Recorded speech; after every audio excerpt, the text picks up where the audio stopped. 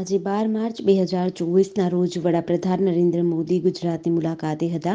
અમદાવાદના સાબરમતી નદીના કિનારે આવેલા ઐતિહાસિક ગાંધી આશ્રમનું 1200 કરોડ રૂપિયાના ખર્ચે રીડેવલપમેન્ટ કરવાનું છે. ત્યારે પીએમ મોદી ગાંધી આશ્રમ પહોંચ્યા અને માસ્ટર પ્લાન નિહાળ્યો હતો. બાદમાં તેનું લોન્ચિંગ કર્યું હતું. પીએમ મોદીએ દેશવાસીઓને આજે 85,000 કરોડના રેલવે પ્રોજેક્ટની ભેટ આપી છે. ગાંધી આશ્રમ 5 એકર જમીનમાં પથરાયેલું છે. માસ્ટર પ્લાન મુજબ હવે ત્યાં આ આશ્રમ 55 એકર જમીનમાં રીડેવલપ કરાશે. ગાંધી આશ્રમનો કુલ વિસ્તાર 322 એકરનો છે. પીએમ મોદી અમદાવાદના તમામ કાર્યક્રમો પતાવ્યા બાદ પીએમ મોદીએ જનતાને સંબોધતા કહ્યું, હું આ નવા પ્રકલ્પને દેશવાસીઓને આપું છું. હું મુખ્યમંત્રી હતો ત્યારથી જ આ કામ હાથ પર લીધું હતું. ઘણા વિઘ્નો આવ્યા હતા. જલ્દીથી જલ્દી કામ શરૂ થાય અને પૂરું થાય તેવી આશા વ્યક્ત કરું છું. પોરબંદરના અરબી સમુદ્રમાંથી વધુ એક વખત ડ્રગ્સ ઝડપાયું છે. ગુજરાત એટીએસ, કોસ્ટગાર્ડ અને એનસીબીએ સંયુક્ત ઓપરેશન પાર પાડી પોરબંદરથી 350 કિલોમીટર દૂર જળસીમામાંથી ડ્રગ્સનો જથ્થો ઝડપ્યો છે. પ્રાથમિક માહિતી અનુસાર ₹480 કરોડનું ડ્રગ્સ જપ્ત થયું છે. તેમજ 70થી 80 ડ્રગ્સના પેકેટ સાથે 6 પાકિસ્તાનીઓને ઝડપી લેવાયા છે. ઝડપાયેલા તમામ આરોપીઓને પોરબંદર લાવવામાં આવશે.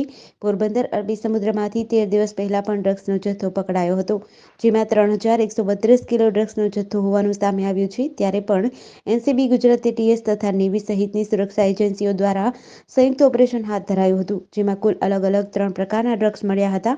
ડ્રગ્સના જથ્થા સાથે બોટમાં સવાર 5 જેટલા પાકિસ્તાની ક્રૂ મેમ્બરની ધરપકડ કરવામાં આવી હતી. બોટ સાથે ઝડપાયેલા તમામ આરોપીઓને મેડિકલ ચેકઅપ બાદ પોરબંદર જ્યુડિશિયલ ફર્સ્ટ કોર્ટમાં 15 દિવસના રિમાન્ડ માટે રજૂ કરાયા હતા.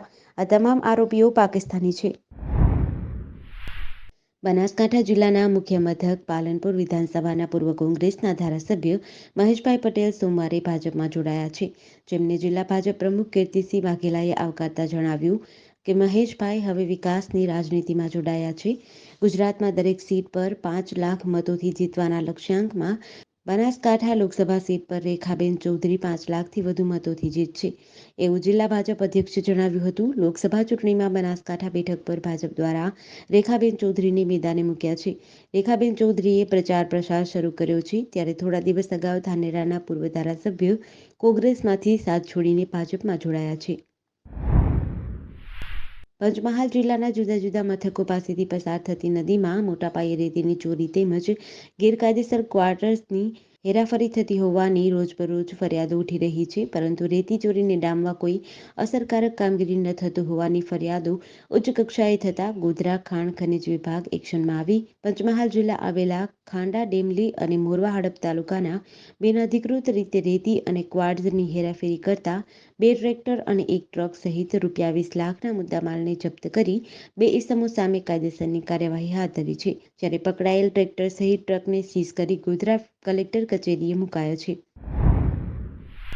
સંખેડા એપીએમસીમાં આજરોજ પ્રમુખ અને ઉપપ્રમુખની ચૂંટણી યોજાઈ હતી, જેમાં ભાજપ પ્રેરિત પેનલના ભૌમિક હરીશભાઈ દેસાઈ અને સંજયભાઈ ચંદ્રવન દેસાઈની બિનહરીફ વરણી કરાઈ હતી. છોટાઉદેપુર જિલ્લાના સંખેડા એપીએમસીમાં ગત 15 જાન્યુઆરીના રોજ સામાન્ય ચૂંટણી થઈ હતી, જેમાં ભાજપ પ્રેરિત પેનલના 13 સભ્યો અને કોંગ્રેસ પ્રેરિત પેનલના 3 સભ્યો ચૂંટાયા હતા. 2 મહિનાના લાંબા ગાળા બાદ સંખેડા એપીએમસીના પ્રમુખ અને ઉપપ્રમુખની ચૂંટણી આજ રોજ યોજાઈ હતી, જેમાં ભાજપ દ્વારા પ્રમુખ તરીકે ભૌમિક હરીશભાઈ દેસાઈ અને ઉપપ્રમુખ તરીકે સંજયભાઈ ચંદ્રવન દેસાઈનું મેન્ડેટ આપવામાં આવતા ભાજપ પ્રેરિત પેનલના ઉમેદવાર તરીકે ફોર્મ ભર્યા હતા. અન્ય કોઈએ બંને હોદ્દા માટે ફોર્મ ન ભરતા બંને જણાને બિનહરીફ જાહેર કરાયા હતા. સુરેન્દ્રનગર જિલ્લામાં મૂડી, સાયલા અને થાનગઢના ગામોમાં કાર્બોસેલ અને અન્ય ખનિજોના ગેરકાયદેસર ખોદકામથી થયેલા કુવાઓમાં કોઈ અનિચ્છનીય બનાવ ન બને અને ગેરકાયદેસર ખોદકામ અટકે તે માટે પુરાણની કામગીરી કરવામાં આવે છે. જોકે પુરાણ કરેલા ગેરકાયદેસર કુવાઓ ફરીથી ખોલવામાં આવી રહ્યા છે, જેને પગલે કુવામાં થતા ગેસ ગળતરથી ગુંગળામણને કારણે ઘાતક અકસ્માતના બનાવો સામે આવી રહ્યા છે. આ જોખમી અને ગેરકાયદેસર પ્રવૃત્તિ સામે ગ્રામજનોમાં જાગૃતતા આવે તે માટે તંત્ર દ્વારા એક વિશેષ ટીમની રચના કરાઈ છે. ભૂસ્તરશાસ્ત્રી નીરવ બારોટે જણાવ્યું કે સુરેન્દ્રનગર જિલ્લા કલેક્ટર કેયુર સી સંપતના અધ્યક્ષસ્થાને મળેલી બેઠકમાં બંધ કુવા ખુલ્લી થતી ખનન સહિતની ગેરકાયદેસર પ્રવૃત્તિઓ અને તેમાં રહેલા ઝેરી વાયુઓના જોખમ બોટાદ એસીબીને બરવાડાના જાગૃત નાગરિકે કરેલી ફરિયાદના આધારે બરવાડા એસીબીએ ટ્રેપ કરતા બરવાડા પીજીવીસીએલના નાયબ ઇજનેર વતી ₹20,000ની લાંચ લેતા વચેટિયાને રંગે હાથ ઝડપ્યો હતો.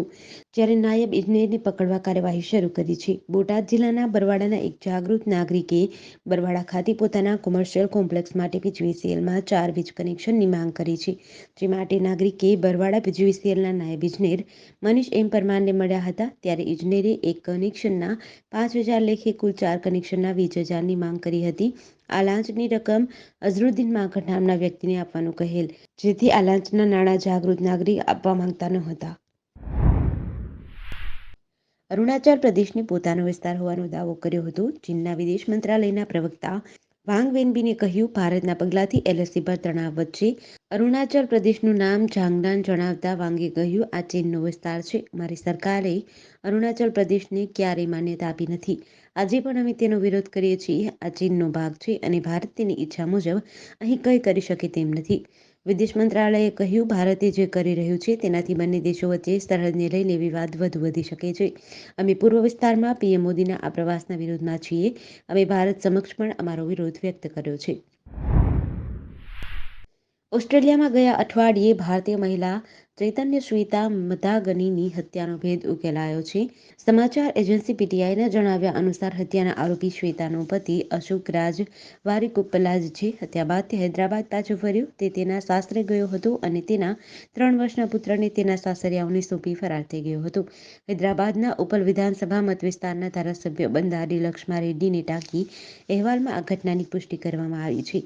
ધારાસભ્યના જણાવ્યા અનુસાર શ્વેતાના માતા-પિતાએ કહ્યું, જ્યારે અશોક તેમના પુત્ર આર્યને સોંપવા આવ્યો ત્યારે તેણે તેની પત્નીની હત્યાની પણ કબૂલાત કરી હતી.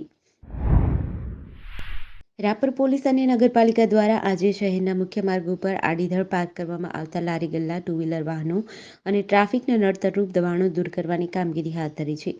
નગરની શોભામાં આડખીલીરૂપ દબાણો ખસેડવામાં આવતા લોકોમાં રાહતની લાગણી ફેલાઈ છે. પૂર્વ કચ્છ પોલીસ વડા સાગર ભાગમરના માર્ગદર્શન હેઠળ રાપર પોલીસ ઇન્સ્પેક્ટર જેબી બુબડિયા, નગરપાલિકાના ચીફ ઓફિસર રવાજી જાડેજાના વડપણ હેઠળ આજે રાપર ટ્રાફિક પોલીસ મુકેશની રાઠોડ, વિજય બારડ તથા ટ્રાફિક બ્રિગેડના જવાનો અને નગરપાલિકાના સ્ટાફ દ્વારા હંગામી દબાણ ખસેડવાની કામગીરી હાથ ધરાઈ છે.